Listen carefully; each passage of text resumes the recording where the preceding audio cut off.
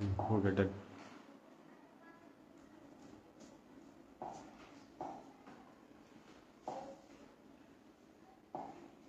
हरे कृष्ण। ओम ज्ञानतिमिरन्दस्य ज्ञानाञ्जनशलाकया चक्षुरुन्मिलितं येन तस्मै श्रीगुरुवे नमः। नमो विष्णुपदाय कृष्णपृष्ठाय भूतले श्रीमते भक्तिवेदान्त स्वामी नामिने नमस्ते सारस्वती देवी गौरवाणी प्रचारिणे विशेषणवादी पाशाधिष्ठारिणे श्री कृष्ण चैतन्य प्रभु नित्यानंद श्री अद्वैत गदाधर शिवासदि गौर भक्तवृंद हरे कृष्ण कृष्ण कृष्ण हरे हरे हरे राम राम राम हरे हरे। अंजनानंदनम वीरम जानकी शोकनाशनम कपि समक्ष हंतारम वंदे लंका भयंकरम मनोजवम मारुतुल्य वेगम जितेन्द्रियाम बुद्धिमताम वरिष्ठम वातात्मजम वानरयुक्त मुख्यम श्रीरामदूतम शिरसा नमामि। वाल्मीकि मुनि सिंहस्य कवितावनचारिणः श्रृण्वन् राम कथानादं को न याति परां गतिम्।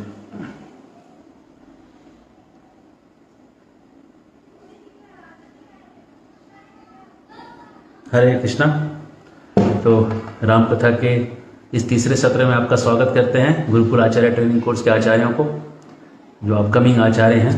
आप लोग का इसमें बहुत दिल से स्वागत है।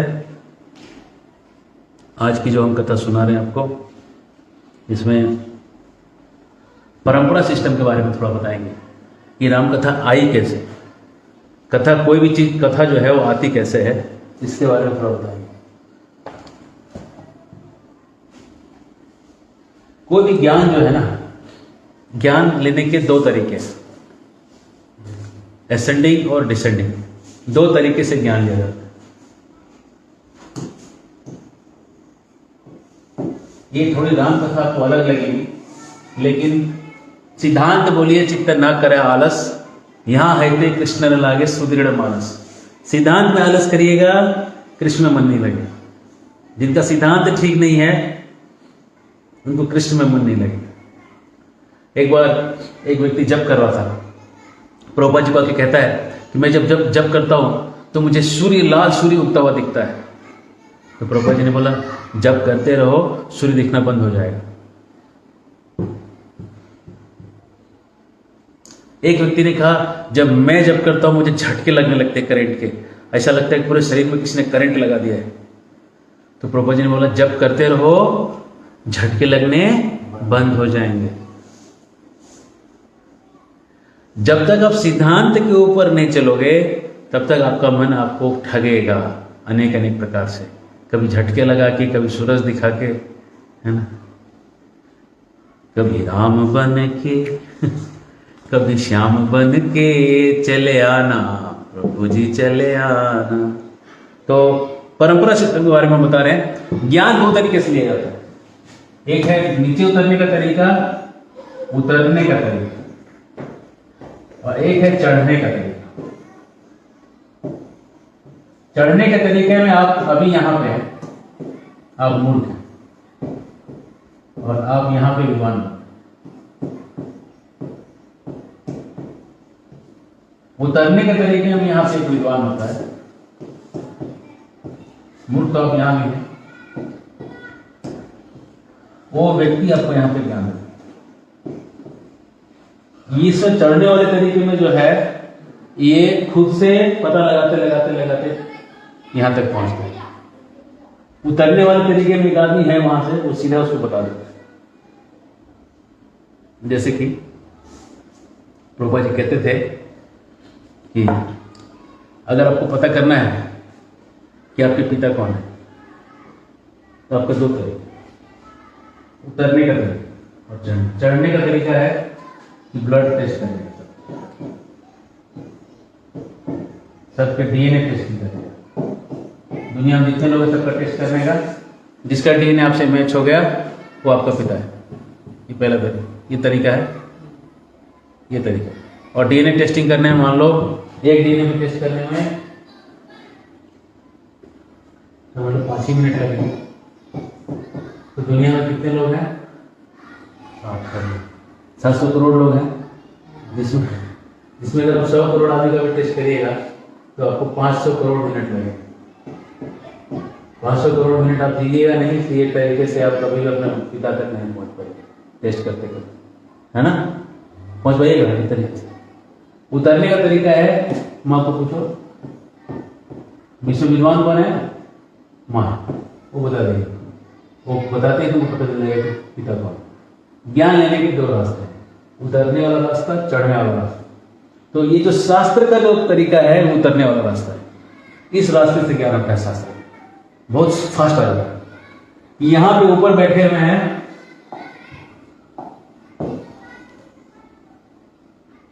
ज्ञान के भंडार,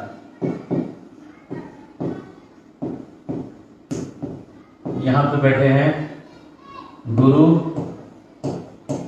आचार्य, और इन लोगों ने कहां से सुना इसको? स्रोत, ज्ञान के स्रोत से। स्रोत कौन है? कृष्ण, गोविंदा माधि पुरुषम तमाम। यहां से इन लोगों ने ज्ञान लिया और इन लोगों ने सीधा यहां पे ज्ञान दे दिया। इसलिए ये उतरने वाला तरीका से ज्ञान है। तो अब रामायण कैसे आया, किस सीक्वेंस में आया, वो देखेंगे। सबसे पहले रामायण का जो ज्ञान था वो भगवान ने ब्रह्मा जी को दिया। ब्रह्मा जी ने ये ज्ञान अपने शिष्य नारद को दिया। नारद जी ने ये ज्ञान अपने शिष्य वाल्मीकि को दिया।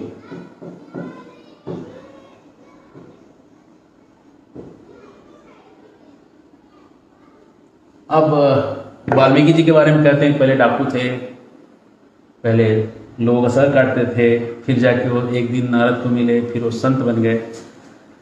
तो रामायण में इसका उल्लेख कहीं मिलता नहीं है। रामायण शास्त्र के अंदर जो उल्लेख मिलता है वो ऐसा है कि वाल्मीकि कहते हैं अहम प्रचेतसो पुरा, मैं पहले प्रचेता था, प्रचेताओं के अंदर एक था। वरुण का पुत्र प्रचेता था, और प्रचेता जो थे वो प्रचेता ये कभी पाप नहीं किया, ऐसा लिखते, जीवन में कभी पाप नहीं किया। वाल्मीकि कहते हैं मतलब वाल्मीकि कभी लुटेरे नहीं थे, ये सब तो कहानी बनाया है। हरे कृष्ण, उत्तराखंड में है। वाल्मीकि ने ये ज्ञान किसको दिया? यह इंटरेस्टिंग है। वाल्मीकि ने ये ज्ञान दे दिया लव और कुश को। कब दे दिया? जब सीता माता वाल्मीकि के आश्रम में रह रही थी, तब लव और कुश का जन्म हुआ। तो लव और कुश का जब जन्म हुआ तो वाल्मीकि जी ने रामायण की कथा लव और कुश को सुनाई। लव और कुश ने जब ये सुन लिया ज्ञान, लव और कुश अयोध्या आ गया, और अयोध्या आके इन लोगों ने राज दरबार में कथा कर दी।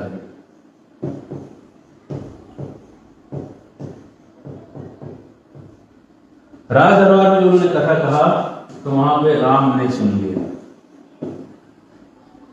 अब राम ने किसी को कहा होगा तो अब रामायण की कथा राम को कैसे पता चला? लव और कुश से। हरे कृष्ण, उनके बारे में उनको उनसे पता चला। अपने ऐसा कैसे हो गया, ये तो बहुत ज्यादा हो गया, ये फेकाई का हाइट में हो गया। तो जिसका कहानी है वो लास्ट में है, बाकी सबको पहले पता चल गया, उसको बाद में पता चला। ऐसा कैसे हुआ? ऐसा कैसे हो गया भाई? तो देखते हैं, ये ट्रिक भी देखते हैं कैसे हो गया।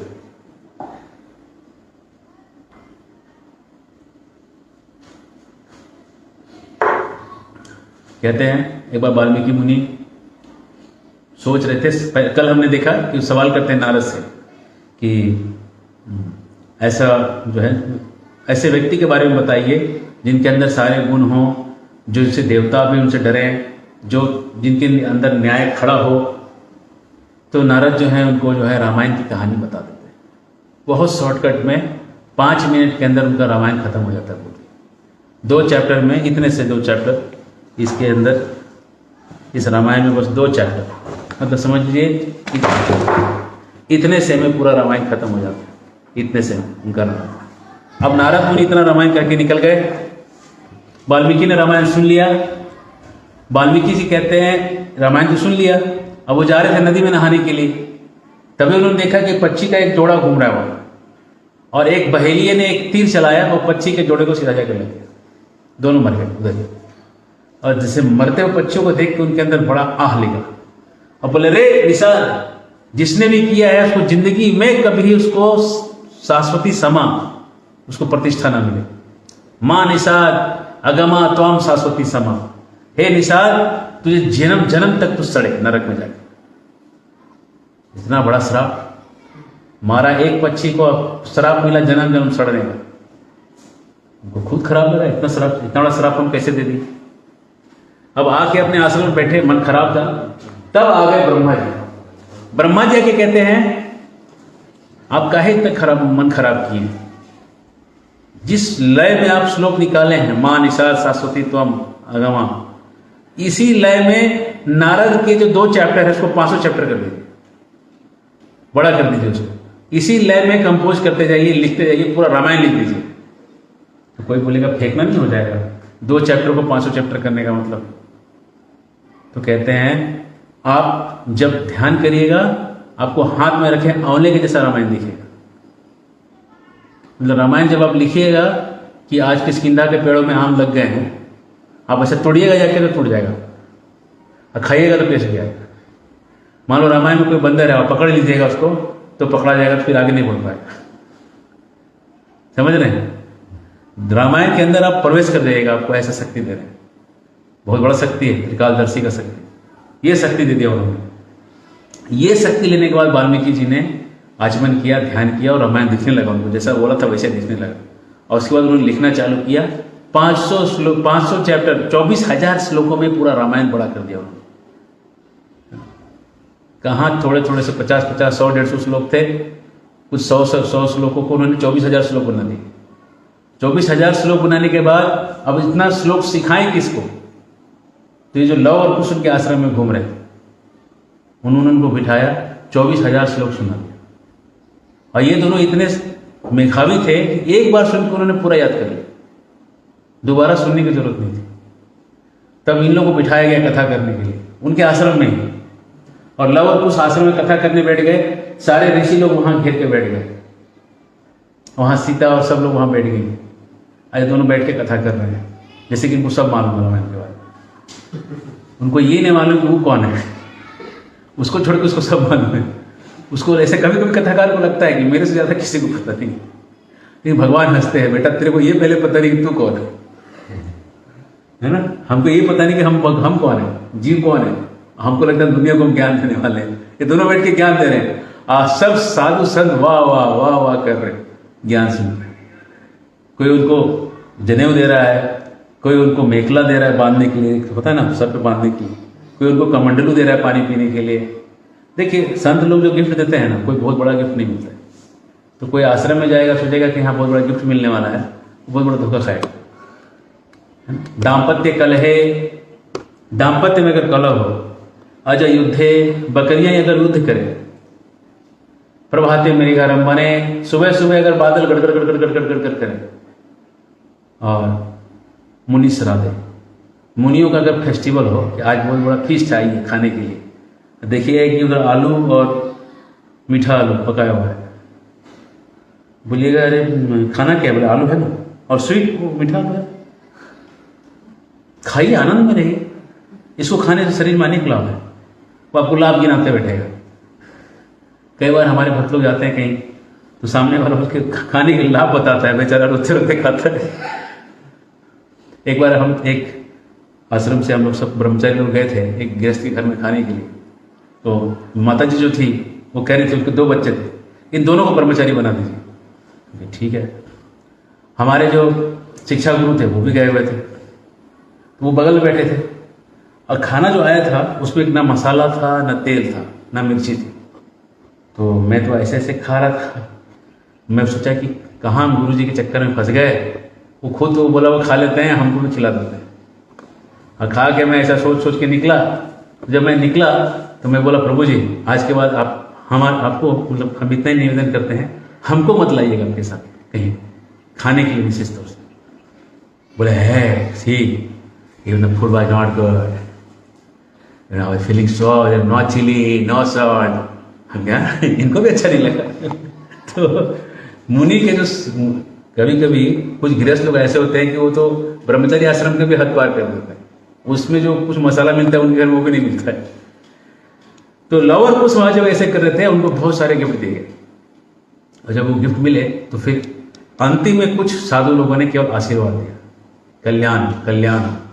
और वाल्मीकि के पास जब पैर छूने गए दोनों, तो वाल्मीकि जी ने एक ही चीज कहा कि जब भी कथा करोगे पैसा मत लेना, कोई देगा तो भी नहीं लेना, पैसे के बदले में कथा मत करो। ठीक है, ये तो बहुत आगे का स्टैंडर्ड है ना? तो प्रभुपाद जी चाहते थे ऐसा ही स्टैंडर्ड कथाकारों को, पैसे के बदले में कथा। तो ये दोनों अपना तंबूरा लेके निकले अयोध्या की गलियों में और बस भजन गाते गाते।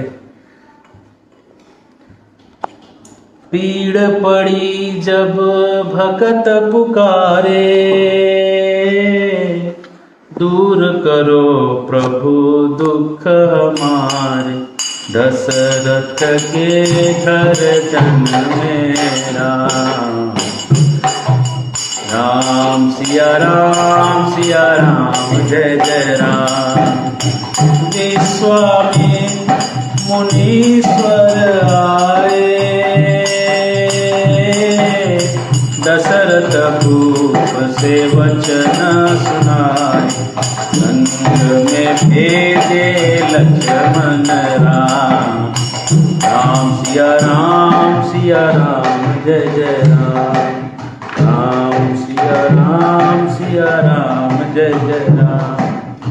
वन में जाए ताड़ का मारी, चरण छुआए अहिल्या तारी, ऋषियों के दुख हरते राम। राम सिया राम जय जय राम। जनकपुरी रघुनंदन आए, नगर निवासी दर्शन पाए, सीता के मन भाए राम। राम सिया राम जय जय राम। रघुनंदन ने धनुष चढ़ाया, सब राजों का मान घटाया, सीता ने वर पाए राम। राम सिया राम जय जय राम। परशुराम क्रोधित हो आए,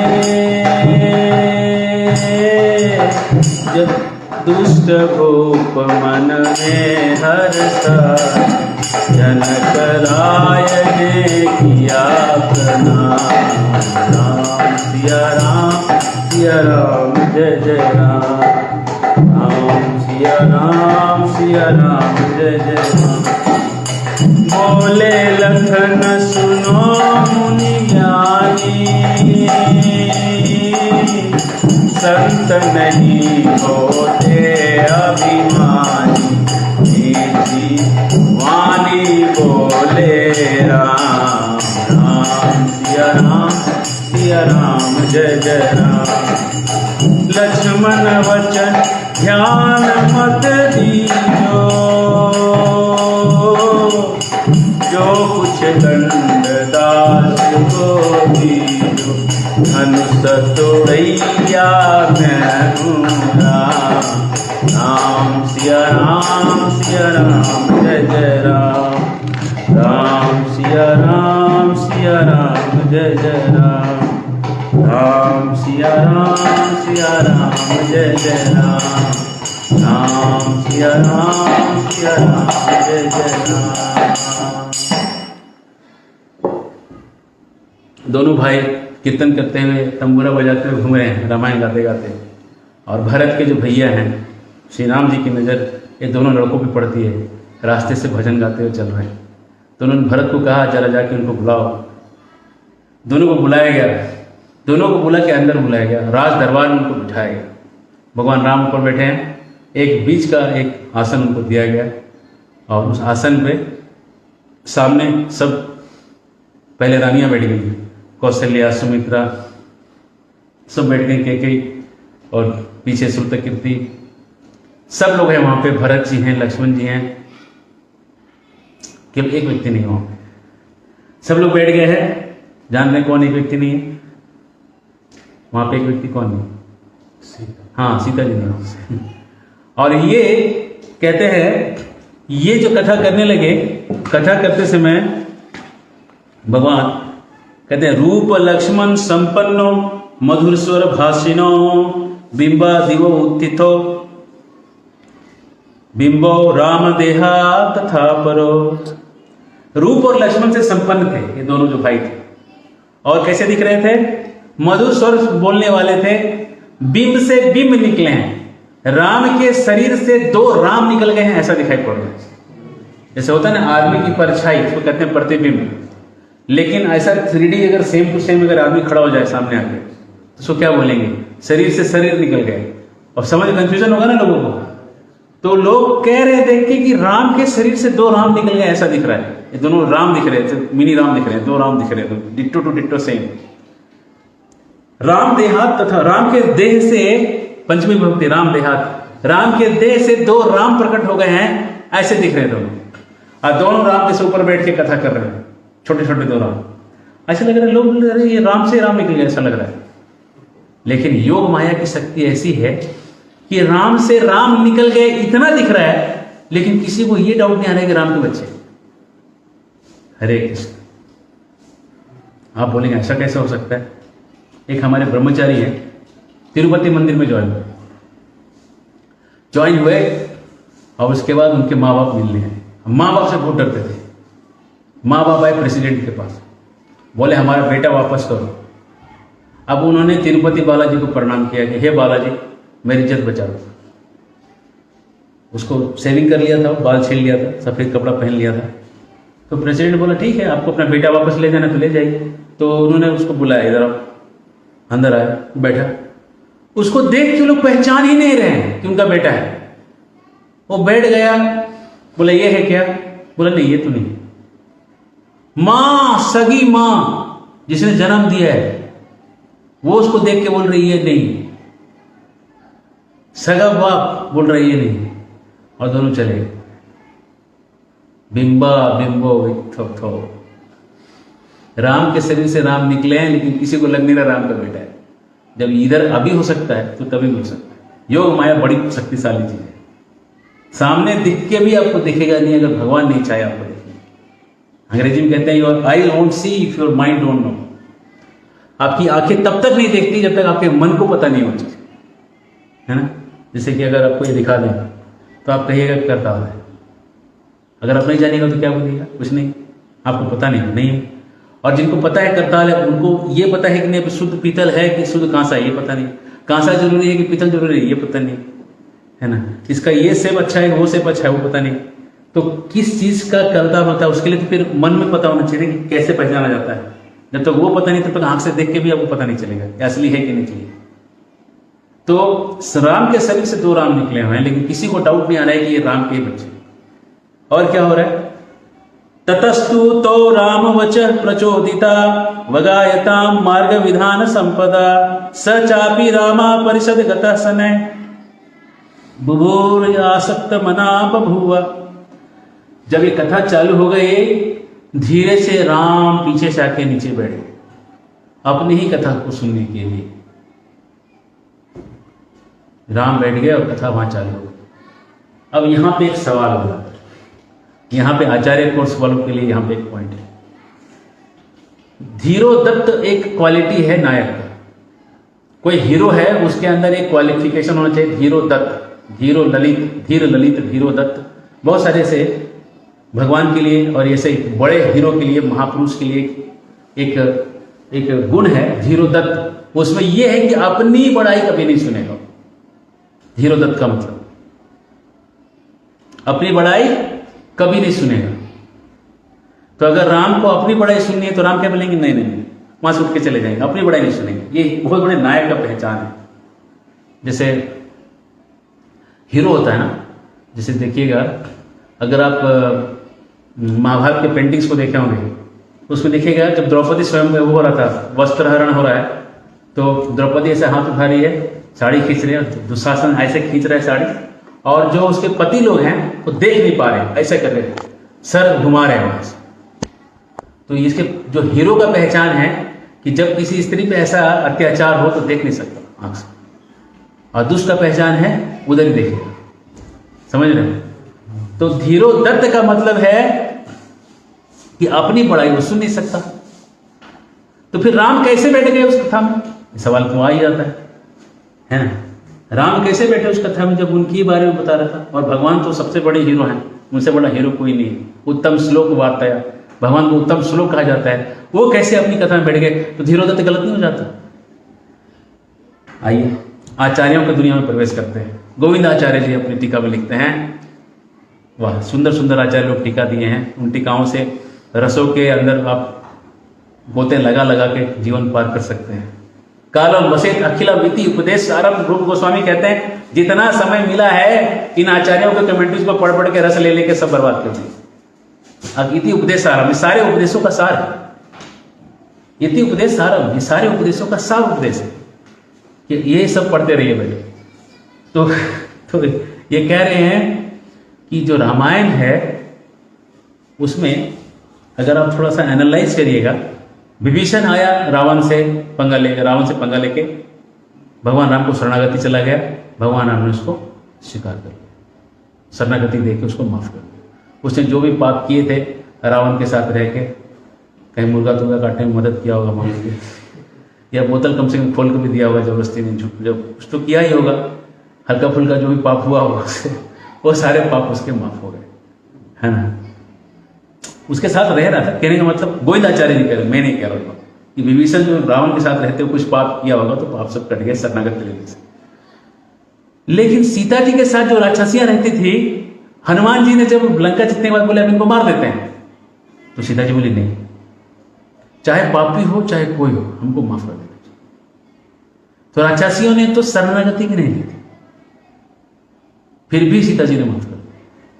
तो राम देख रहे हैं कि इनका जो गुण है मेरे से बड़ा है। तो वास्तव में रामायण जो है वो सीता जी के बारे में, वो राम के बारे में नहीं, क्योंकि सारा खेल तो सीता जी के साथ चल रहा है। सीता जी अगर नहीं होती रामायण में तो रामायण होता ही नहीं था। अब देखो सीता जी रहती नहीं तो रावण लेके जाता नहीं, तो फिर युद्ध कांड खत्म हो जाता, किष्किंधा कांड, सुंदर कांड तो ऐसे ही सब खत्म हो जाते है ना।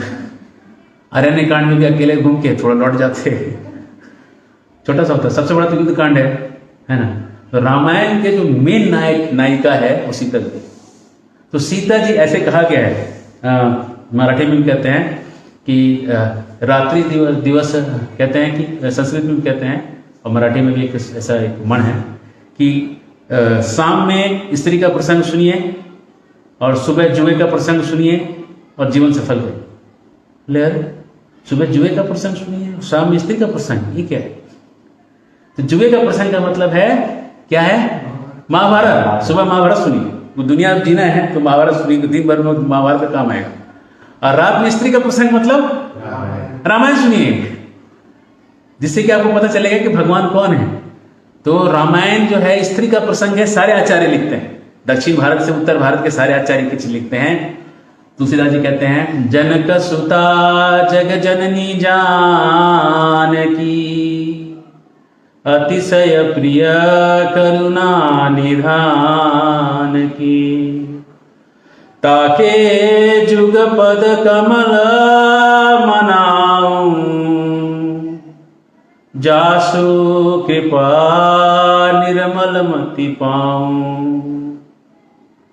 जासु कृपा निर्मल मति पाऊं। हनुमान जी को भी सिद्धियां किसने दी? अष्ट सिद्धि नवनिधि के दाता असवर्धिनी जानकी माता। भगवान राम ने कुछ दिया हनुमान जी को? खाली गले लगाया, उसमें कुछ दिया नहीं। गले लगा के बोले और कुछ दे नहीं सकता ये बोले, लेकिन सीता जी ने फिर भी सिद्धियां देने की शक्ति दे दी, कुछ नहीं होके भी। इसलिए जब राम सुनते हैं सीता के बारे में, बड़ा उनके आंख से आंसू आने लगता है। और सीता के बारे में वो सुन रहे हैं, वो अपने बारे में नहीं सुन रहे, इसलिए उनका धीरोदत्त जो है वो बना रहता है। LHS = RHS। जिनको मैथ नहीं पता है छोड़ दीजिए, एक समीकरण बराबर करने का एक तरीका है कि जो हमने धीरोदत्त उठाया था, जो प्रॉब्लम उठाया था उसको हमने सॉल्व करके दिखाया एंड में। तो धीरोदत्त का मतलब होता है जो अपनी बड़ाई नहीं सुनता, और भगवान राम अपनी बड़ाई कभी सुनते नहीं, वो तो सीता की बड़ाई सुन रहे हैं कि सीता कितनी महान थी, सीता कितनी महान थी। तो हर जगह सीता की महानता दिख रही। और पूरे रामायण के प्रसंग में जब मैं ये चीज़ बता रहा था भक्तों को, तो भक्तों ने कहा, दास गदाधर को बता रहा था, घनश्यामा को बता रहा था, तो उन लोगों ने कहा कि जब तक आप सेवा नहीं करोगे ये आपका भाव फूलेगा ही। अगर आपको ये चीज़ें समझनी है तो आप सेवा करना चालू करो।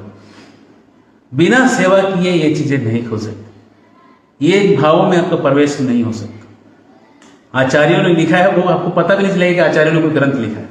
सेवा करने लोगों ऐसा पता चलेगा कि आचार्य ने वो ग्रंथ लिखा, उसमें एक ये बात कही। सेवा करने से ये ज्ञान का दिक खुल जाता है।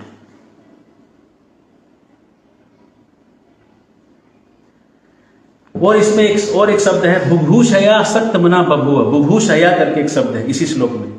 बुभूषया का मतलब है किसी स्त्री के बारे में, स्त्रीलिंगी शब्द है। मतलब भगवान उसके बारे में, मतलब उसके मतलब हिंदी में तो उसके ही होगा, मतलब उसके मतलब यहाँ पे सीता के बारे में।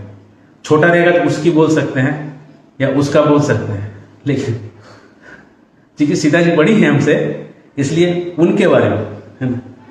और राम के पॉइंट से अगर अपने हिसाब से रखिए तो उसके बारे में कहेंगे, है ना। राम उसके बारे में, और हमारे हिसाब से उनके बारे में वो जो है सुनना चाहते हैं, सीता जी के बारे में सुन रहे हैं।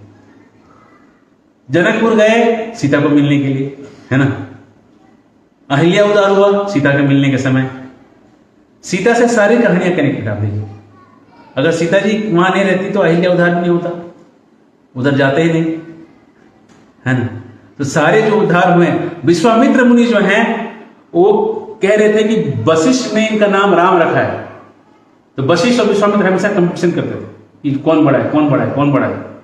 तो वशिष्ठ ने राम रख दिया, विश्वामित्र बोले हम इनका नाम सीताराम रख देंगे। तो हम क्या करेंगे इसके लिए? शादी करा देंगे, इसके लिए हम शादी करा देंगे। तो उन्होंने उनका शादी करा दिया, ठीक है।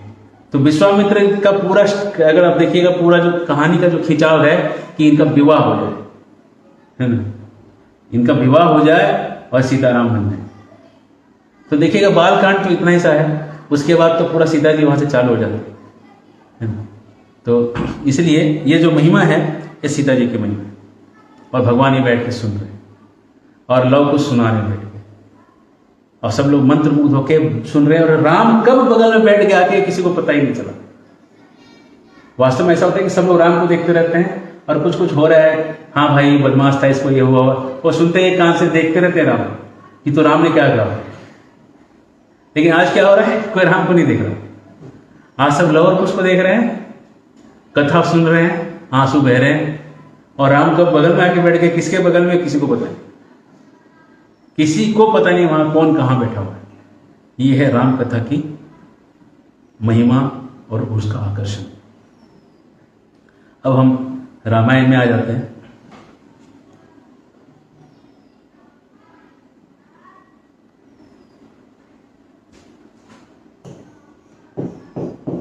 बालकांड।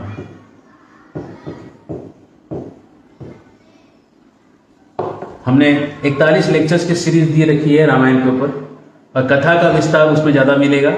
ये जो है आचार्य ट्रेनिंग कोर्स चल रहा है, और यहाँ पे जहाँ पे हाँ थोड़े पिटने हैं वो पॉइंट थोड़ा ज़्यादा मिलेगा आपको, और बाकी कहानी आपको हल्के हल्के टच होते हुए निकलेगी। कहानी जैसे चाहिए वैसे कर सकते हैं, कहानी को जितना चाहिए हम बढ़ा के बता सकते हैं, लेकिन भौतिक जगत में समय का लिमिट होता है ना। समय का लिमिट हमेशा होता है। कि डिजायर ट्री में मेरा जो लेक्चर है 41 लेक्चर का सीरीज है, यूट्यूब में भी है, जब रामायण से जीवन उपयोगी शिक्षाएं, अगर किन्हीं को चाहिए तो मेरे को व्हाट्सएप करिएगा, मैं आपको लिंक भेज दूंगा। 41 लेक्चर्स का सीरीज है। ऐसे हम कथा यहाँ भी कर रहे हैं, लेकिन यहाँ की कथा थोड़ी सी स्पीड में होगी, इतनी डिटेल नहीं जाएगी जितना मैंने वहाँ लिखा। यहाँ पे कथा में वो पॉइंट्स हाईलाइटेड होंगे जो घन चक्कर करवाते हैं दुनिया में, जिनका लोगों के साथ बड़ा फिजूल का संबंध है, उन संबंधों को स्पष्ट करते हुए निकलेंगे आप। हरे कृष्ण। तो हम रामायण के बालकांड में आते हैं। रामायण में अयोध्यापुरी का वर्णन है।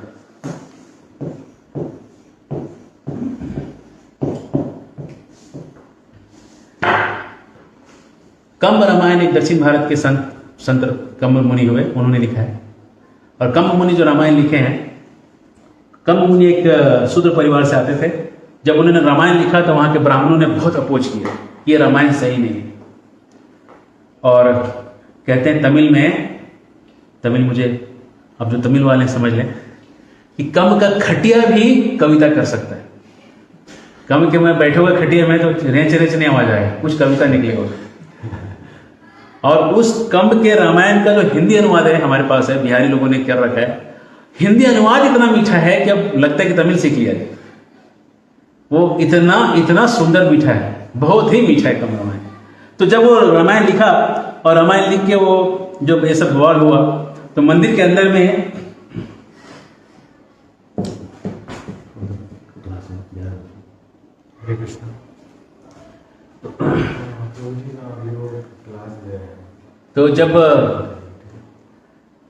तो वहां पे नरसिंह भगवान का एक बड़ा विग्रह है श्रीरंगम मंदिर में।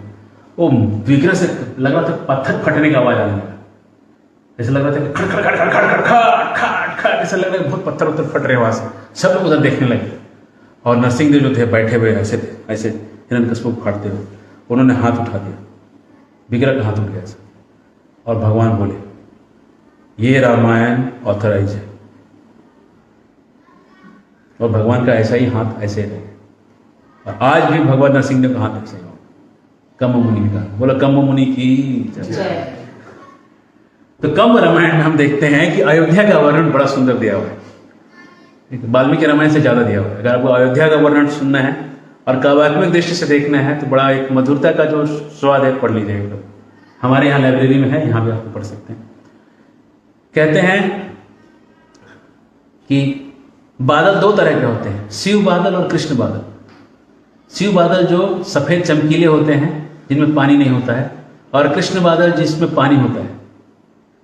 तो कृष्ण आता है पहाड़ से, जो चमकीले पहाड़ से टकराता है और शिव के जैसा होकर वापस चला जाता है, ऐसा क्या है। और जब वो पानी बरसाता है तो वो पानी सब निकलते निकलते निकलते पहाड़ों से नीचे बहते हुए जंगल से शहद, पेड़ का रस और जंगली चीजों को लेते हुए शहरों की तरफ बढ़ता है। और उसको देख के जो किनारे के जो झोपड़ियों को रहने वाले, जिनकी झोपड़ियां बह गई है, उनकी बीवियां गाली दे रही है कि पानी क्यों आता है, हमारा घर बहा देता है। और जो खेतों के जो किसान हैं वो नाच रहे हैं कि पानी आ गया, पानी आ गया।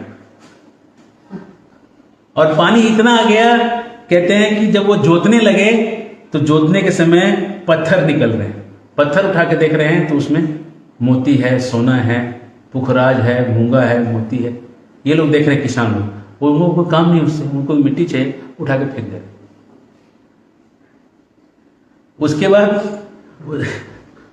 उसके बाद जो कछुए हैं, कछुए जब वहां चल रहे हैं, आम के पेड़ से आम इतना नीचे आ गया कि कछुए आम खा रहे हैं। और भैंस का जो बच्चा है वो पानी में जो कमल है उसके ऊपर सो रहा है। और जो हंस का जो माँ है वो लोरी गा रही है, उसके कान में आके टर टर ऐसा कुछ सुना रही है। और भैंस का बच्चा सुन के सो रहा है। और ये देख के जो तोता है वो जंगल में आवाज कर रहा है कि ये कितना ये मूर्ख है कि अपने बच्चे को छोड़ के भैंस के बच्चे को सुला रहा है। और वहां पे जो फसल इतनी ज्यादा आ रही है कि फसल को काटने के बाद पूरे बैलगाड़ियों का जो लाइन इतना लंबा लग गया है कि वो खत्म कहाँ हो रहा है पता नहीं चल रहा, वो लाइन का अंत नहीं दिख रहा। और 5 तरह की आवाजें सुनाई पड़ रही है। गन्नों को पेरने का आवाज सुनाई पड़ रहा है, तेल के पेरने की आवाज सुनाई पड़ रही है, और उसके से जो रस का जो आवाज, रस जो बाहर निकल रहा है उसकी आवाज सुनाई पड़ रही है। और जो धान के भरने से जो लोगों की लोरियां और जो लोग गा रहे हैं उनकी आवाजें सुनाई पड़ रही है।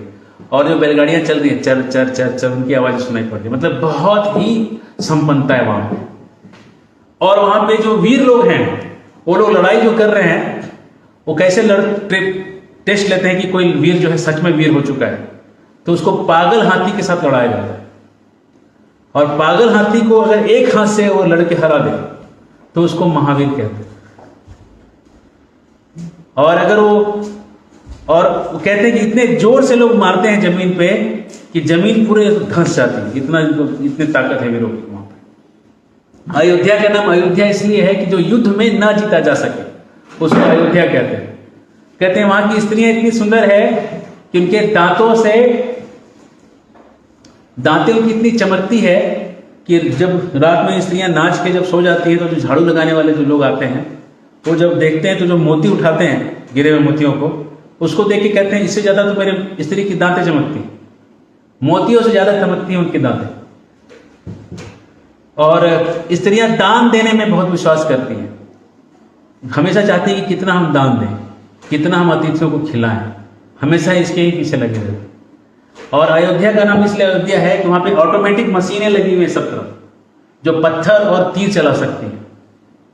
ये कम मुनि भी लिखते हैं, वाल्मीकि मुनि भी लिखते हैं, गोविंदाचार्य टीका में भी लिखते हैं। और पूरे दीवारों पे ऐसे मशीन, ऑटोमेटिक मशीनें लगी हुई। और दशरथ महाराज कहां तक के राजा थे? सप्तद्वीप के राजा थे। आइए आ गया कॉस्मोलॉजी, आचार्य ट्रेनिंग कोर्स के हिसाब से। भूमंडल जो हमने देखा था, ये ब्रह्मांड के अंदर एक भूमंडल मोटा सा प्लेट है, यहाँ सेंटर में मेरू पर्वत है। और इसको अगर आप, ये प्लेट ऐसा है, इसको आप ऐसे सीधा करके देखेंगे तो ये प्लेट ऐसा दिखेगा, ऐसा दिखेगा। यहाँ पे सेंटर में मेरू पर्वत दिखेगा, मतलब समझिए कि ऐसा है। ये ब्रह्मांड गोल है, गोल में ये भूमंडल प्लेट है। प्लेट को हमने ऐसा करके देखा है, यहाँ पे ये प्लेट ऐसा दिख रहा है ना। तो यहाँ पे मेरू है, और जो मेरू है, मेरू के तरफ यहाँ पे जम्बू द्वीप है। ये पहला द्वीप है, नंबर 1। जम्बू द्वीप के बाद नमक के पानी का सागर है, उसके बाद ऐसे एक करके द्वीप है, नंबर 2 द्वीप है, फिर 2 नंबर का सागर है, ऐसे करके 7 द्वीप और 7 सागर है। तो 7 द्वीप के मालिक थे दशरथ महाराज। अयोध्या से 7 द्वीप का राज करते। और 7 द्वीप के बाद मानसोत्तर पर्वत में सूर्य है और तितली और बड़ा है, और बाहर में गोल्डन लैंड है, नो मैंस लैंड है। ये पूरा का पूरा ही है। हरे कृष्ण। तो दशरथ महाराज इतने के राजा थे, जहां तक लोग रहते हैं वहां तक के राजा थे, उसके बाद कोई लोग नहीं थे। जहां तक लोग रहते हैं वहां तक के राजा थे। हरे कृष्ण। और ऐसे परिवार में राम जन्मे, इसलिए उनको कहते हैं बड़े भाग्यशाली।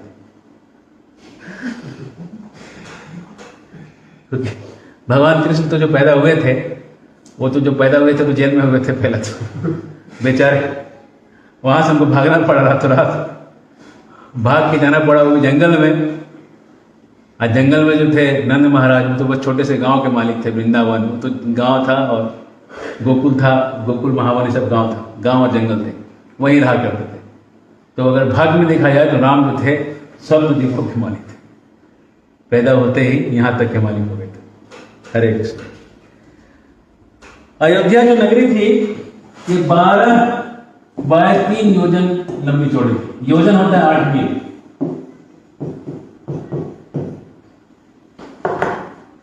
और कहते हैं अयोध्या में हर व्यक्ति सिद्धि को प्राप्त था। देखिए, परिवार में सिद्धि किसको कहते हैं? कोई पारिवारिक जीवन में व्यक्ति है, उसको कब कहेंगे कि सिद्ध है, कब कहेंगे कि सिद्ध है? परिवार कब उसका कंप्लीट है, पूर्ण कब है?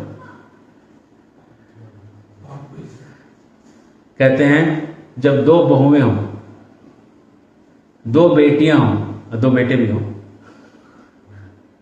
कम से कम एक पत्नी हो, माँ बाप हो और एक अतिथि हो।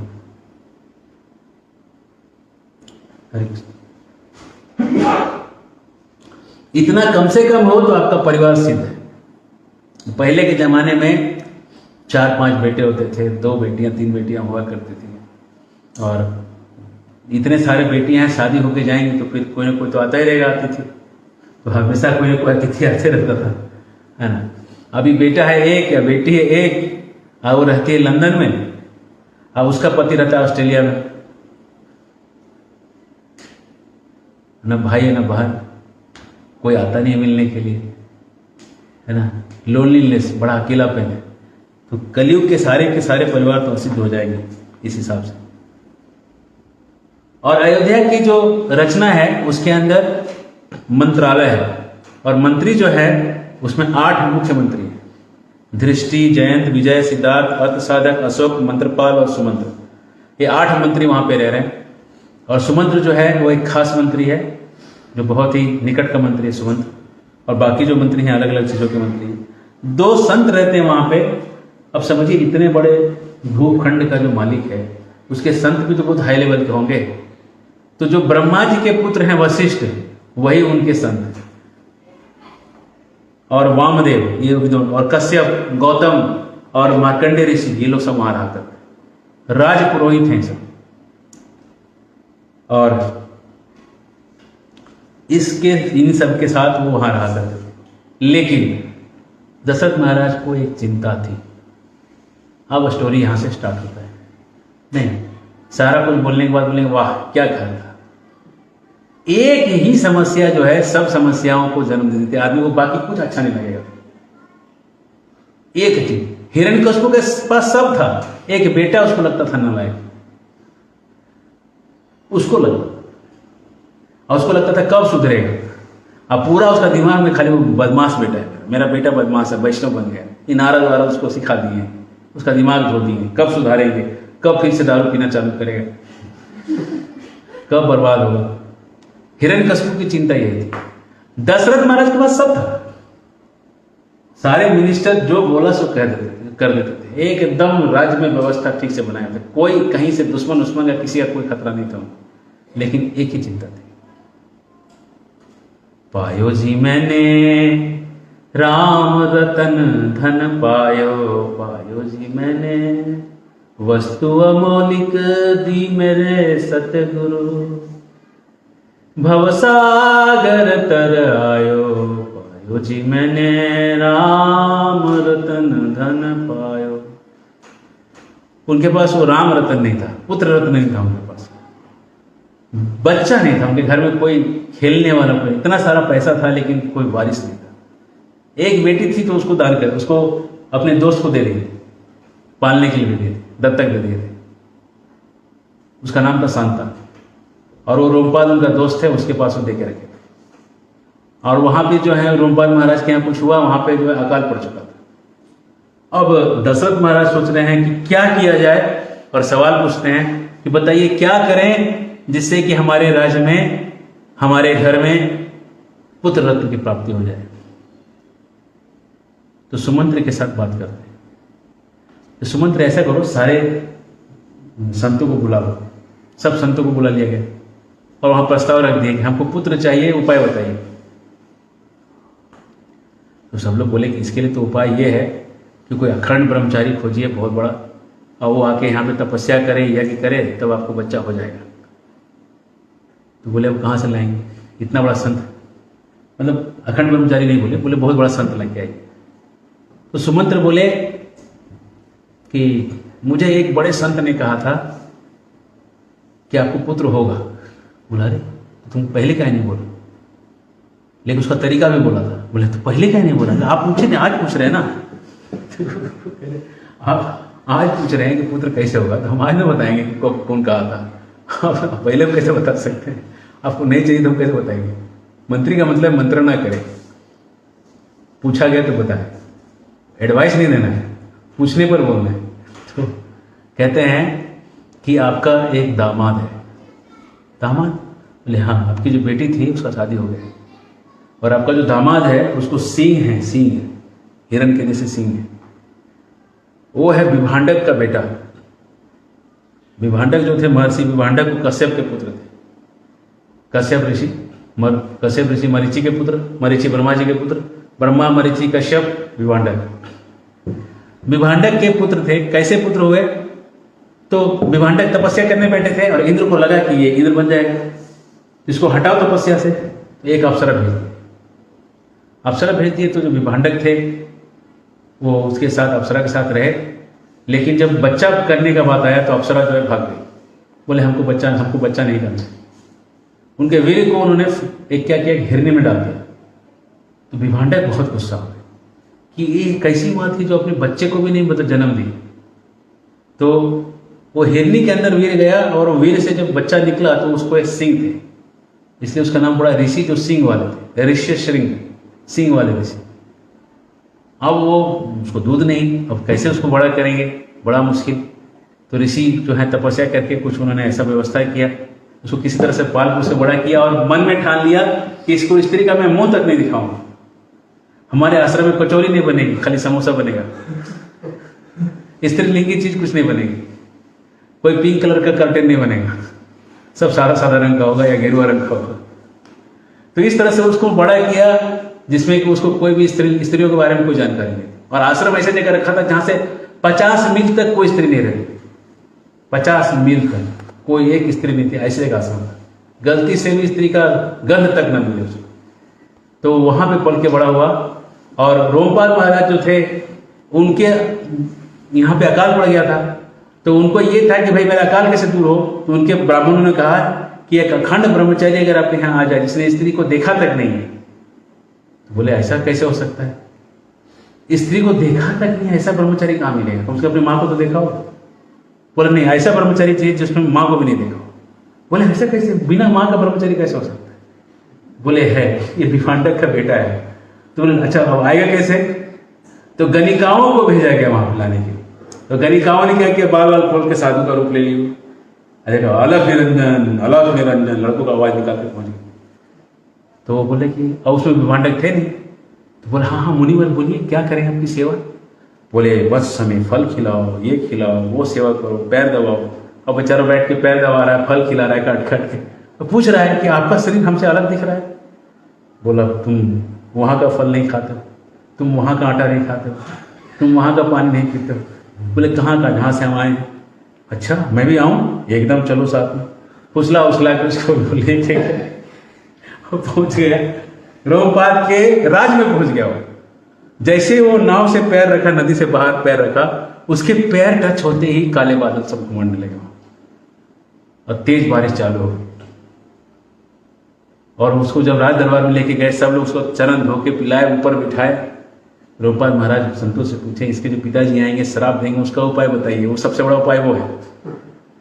संत लोग बोले कि इसके पहले कि वो आ जाए, यहाँ पे तुरंत यज्ञ चालू है, इसी में आपकी बेटी का शादी इसके साथ करा दीजिए। जब विभांडक पहुंचे तो देखे कि 7वां फेरा लग रहा है उसका। बोले हो गया, स्त्री का नाम तक नहीं सुना है, सीधा शादी हो गया उसका। शादी हो गया। अब वहां पे अब शराब देंगे अगर उसको, तो इसको शराब देंगे तो उसको लग जाएगा, बेटे को लग जाएगा। इसलिए उन्होंने शराब से अपने आप को कंट्रोल कर लिया। भाई अब वो जो है बहू हो गई घर की, तो शराब नहीं दे सकते। और ये हमारे समधी हो गए तो शराब नहीं दे सकते। तो ऋषि श्रृंग अगर आके आपके यहाँ यज्ञ करें तो आपको पुत्र हो सकता है। बोल देंगे कि आपको 4 पुत्र प्राप्त हों। इसको बोलते त्रिकालदर्श। ऐसे संत हुआ करते थे, पहले बता देते थे कि क्या होने वाला। हरे कृष्णा। कल हम इसको आगे बढ़ाएंगे और कल शनिवार है, परसों रविवार है। रविवार को भी हम ये कथा जारी रखेंगे क्योंकि आगे दरभंगा में एक जगह जाके कथा करना है, तो उस समय थोड़ा ब्रेक लेंगे। तो इसलिए हम चाहते हैं कि जितना आगे बढ़ सके। हरे कृष्ण। मुझे क्वेश्चन आया, कृष्ण बोलिए। पूछा गया कि जो सातों द्वीप के जो मतलब कि राजा थे दशरथ जी, तो रावण फिर कैसे रूल कर रहा था। हाँ ये सवाल मेरे को भी आया था कि अगर सातों द्वीप के राजा दशरथ थे तो रावण कैसे थे। वो कैसे रहते हैं, हर आदमी अपने एरिया का राजा होता है।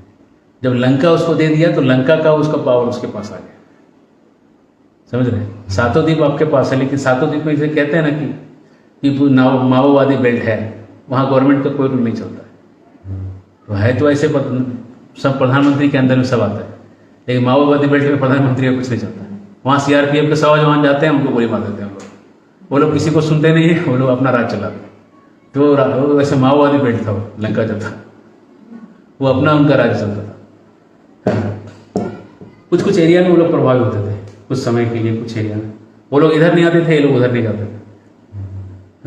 हरे कृष्ण। और वही चीज ऋषि का आगे है कि अगर ऐसा था तो फिर अश्वमेध यज्ञ क्या क्या मतलब था। अगर सातों द्वीप के पहले ही वो राजा थे, फिर अश्वमेध यज्ञ क्यों हुआ। अच्छा अश्वमेध यज्ञ में कहाँ से आता है, ठीक है, इसको थोड़ा और सर्च करके बताएंगे, ठीक है, क्योंकि ये आचार्य ट्रेनिंग प्रोग्राम चल रहे हैं, कैसा भी आंसर नहीं दिया जा सकता है। इस बड़ा हाथोड़े का आंसर चाहिए। इसको वैसा आंसर मिला तो हम खोज के लाएंगे, नहीं तो आप बने रहिए, जब मिलेगा तब मिलेगा। हरे कृष्ण, बहुत बहुत धन्यवाद। जय श्री राम, सीताराम जय श्री राम। भगवान की जय।